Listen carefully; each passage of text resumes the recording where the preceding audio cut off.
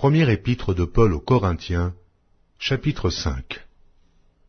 On entend dire généralement qu'il y a parmi vous de l'impudicité, et une impudicité telle qu'elle ne se rencontre pas même chez les païens.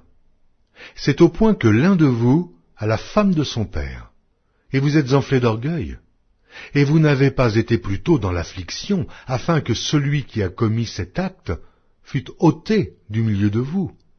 Pour moi, absent de corps mais présent d'esprit, j'ai déjà jugé, comme si j'étais présent, celui qui a commis un tel acte. Au nom du Seigneur Jésus, vous et mon esprit étant assemblés, avec la puissance de notre Seigneur Jésus, qu'un tel homme soit livré à Satan, pour la destruction de la chair, afin que l'esprit soit sauvé au jour du Seigneur Jésus. C'est bien à tort que vous vous glorifiez. Ne savez-vous pas qu'un peu de levain fait lever toute la pâte? Faites disparaître le vieux levain, afin que vous soyez une pâte nouvelle, puisque vous êtes sans levain, car Christ, notre Pâque, a été immolé. Célébrons donc la fête, non avec du vieux levain, non avec un levain de malice et de méchanceté, mais avec les pains sans levain, de la pureté et de la vérité.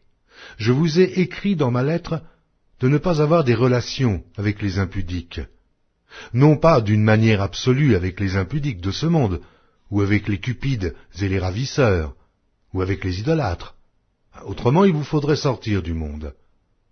Maintenant, ce que je vous ai écrit, c'est de ne pas avoir des relations avec quelqu'un qui, se nommant frère, est impudique, ou cupide, ou idolâtre, ou outrageux, ou ivrogne, ou ravisseur, de ne pas même manger avec un tel homme.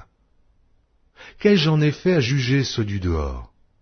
N'est-ce pas ceux du dedans que vous avez à juger? Pour ceux du dehors, Dieu les juge. Ôtez le méchant du milieu de vous.